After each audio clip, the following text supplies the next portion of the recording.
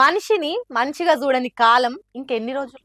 సాటి మనిషిని కులం తక్కువనో, జాతి తక్కువనో దూరం పెట్టుడు, దాడులు చేసుడు, సంపుడు ఇంకెన్నేండ్లు?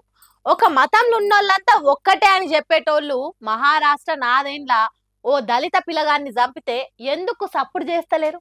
మొన్న అమృత ప్రణయ్, నిన్న ఆశ్రిన్ నాగరాజు, ఇవాళ ఆంచల్ సక్షం.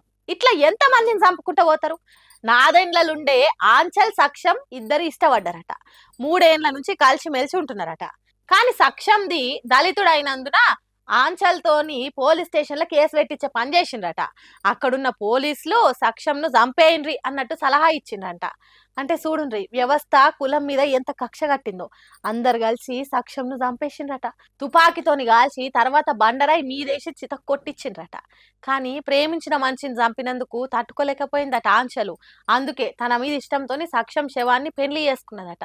తనను మానసికంగా హింసించి కులం పిచ్చి నెత్తికి బంక పట్టుకున్నట్టు పట్టిన తన కుటుంబ సభ్యుల మీద కేసు పెట్టిందట. మనిషిని మంచి తిరిగా చూడనోళ్లకు శిక్షలు పడేదాకా పోరాటం చేస్తా అంటున్న ఆంచలు. సరే, శిక్ష పడుతుందా, తప్పించుకొని తిరుగుతారా అనే తర్వాత గాని దేశంలా ఈ పరువు హత్యలేంది?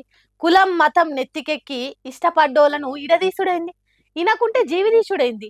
ఇదేనా దేశం అభివృద్ధి చెందుతున్న తీరు? మనిషి తెలివి రోజు రోజుకు ఏమైతున్నది? ఇంకెన్నాళ్ళు ఈ దారుణాలను అడుగుతున్నారు మానవత్వం ఉన్న దేశ పబ్లిక్. దునియా ఫుట్బాల్ ఆటగాళ్లను హైదరాబాద్ కు పిలిచి గేములు ఆడించబోతున్నది తెలంగాణ సర్కార్ అని చెప్పుకున్నాం కదా.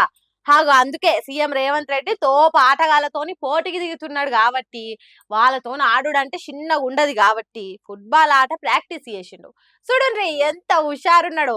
56 ఏండ్ల ఈడులా 20 ఏండ్ల పడుసు పిల్లగాని తీరుగా స్టేడియం నలుమూలల ఉరుకులు పరుగులు తీస్తున్నాడు.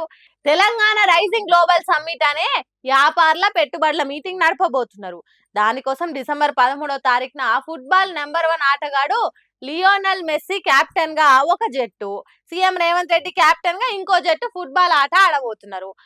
అందుకే ఈ ఫుట్బాల్ ప్రాక్టీసు. మెస్సీ మెరుపు వేగంతో బాల్ ను దంతే గోల్ల పడుతుంది. అసోంటి మెస్సీ జట్టును ఓడించాలనంటే కష్టపడాలి కదా. సీఎం రేవంత్ రెడ్డి మంచి ఫుట్బాల్ ఆటగాడే అయినా రాజకీయాలకు వచ్చి చాలా రోజులు అవుతున్నది కాబట్టి ప్రాక్టీస్ చేస్తున్నాడు. అయితే ఈ రేవంత్ రెడ్డి ఫుట్బాల్ జట్టుల సర్కార్ బడులలో చదువుతున్న పిల్లలు ఉంటారట. అంటే తెలంగాణ రాష్ట్రంలో సర్కార్ బడులలో చదివే పిల్లలకు ఆటల మీద మోజు పెరిగేటట్టు చేసుడే కాదు, రాష్ట్రానికి దేశానికి పేరు తీసుకొచ్చేటట్టు చేస్తున్నాడు అన్నట్టు.